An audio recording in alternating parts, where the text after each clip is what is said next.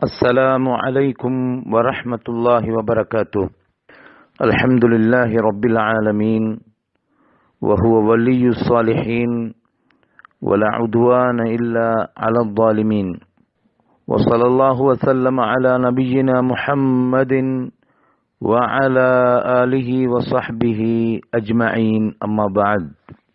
கண்ணியத்துக்குரிய அன்பார்ந்த சகோதரர்களே சகோதரிகளே, ஒரு மூமின் எப்போதும் தொடர்ச்சியாக செய்யக்கூடிய அமல்களில் ஒன்றுதான் காலை மாலையிலே ஓதுகின்ற துஆக்கள். அன்பார்ந்தவர்களே, நபி ஸல்லல்லாஹு அலைஹி வஸல்லம் அவர்கள் சொன்ன மிகச் சிறப்பு வாய்ந்த கலிமாக்கள், திக்ருடைய வார்த்தைகள் காலையிலும் மாலையிலும் ஓதுகின்ற போது அதற்கு கிடைக்கிற நன்மை மிகப்பெரியது என்று நிறைய சொல்லி இருக்கிறதை எங்களுக்கு பார்க்கலாம்.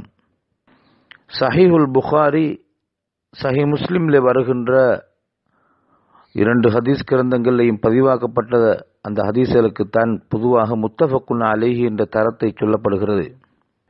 நபி ஸல்லல்லாஹு அலைஹி வஸல்லம் அவர்கள் சொன்ன செய்தியை ஹஜ்ரத் அபூ ஹுரைரா ரலியல்லாஹு அன்ஹு அறிவிக்கிறார்கள். மன் قال حين يصبح وحين يمسي سبحان الله وبحمده 100 مرة.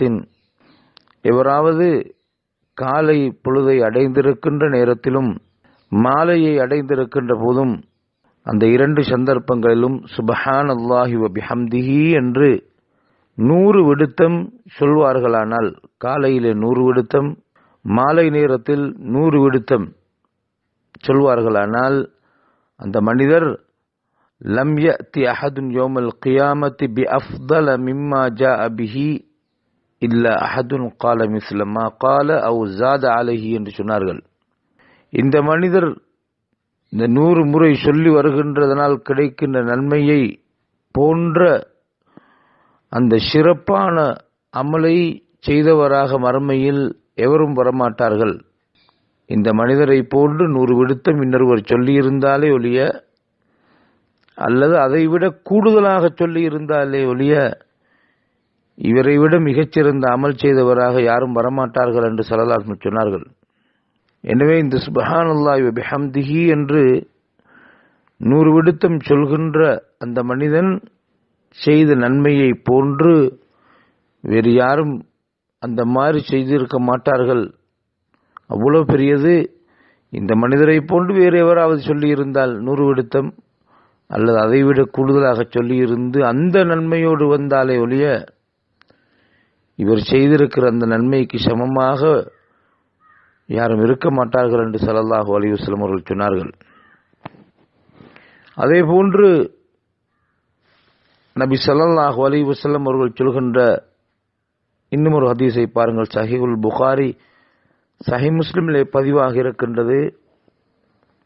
நபி அவர்கள் சொன்னார்கள், மன் கால சுப்ஹானல்லாஹி வ பிஹம்திஹி ஃபீ யௌமின் 100 மர்ரத்தின்.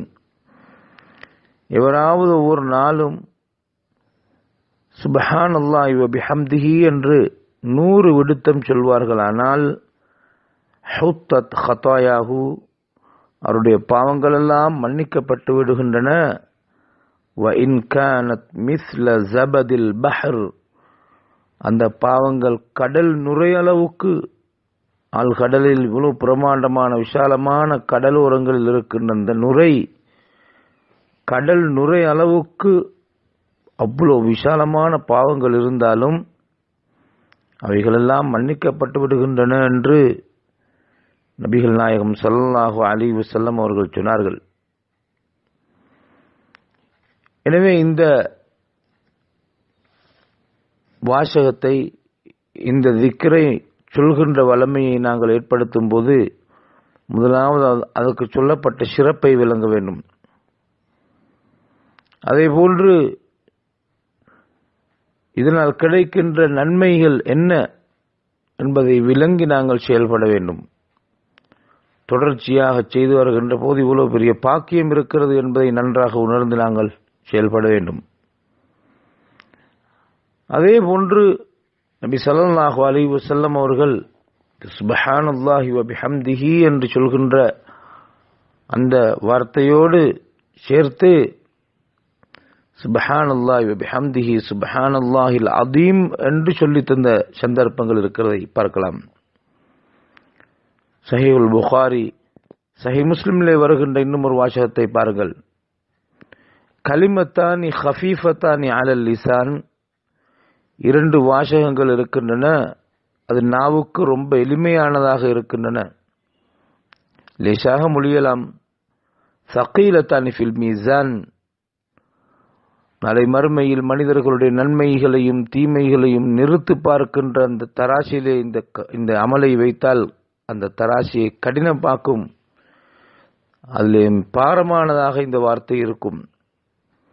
ஹபீபத்தானி இலர் ரஹ்மான், ரஹ்மான் ஆகிய அல்லாவுக்கு மிக பிடித்தமான ரெண்டு வாசகங்கள். அதுதான் சுப்ஹானல்லாஹி வ பிஹம்திஹி சுப்ஹானல்லாஹில் அதீம் என்ற வாசகம் என்று நபிகள் நாயகம் ஸல்லல்லாஹு அலைஹி வஸல்லம் அவர்கள் சொன்னார்கள்.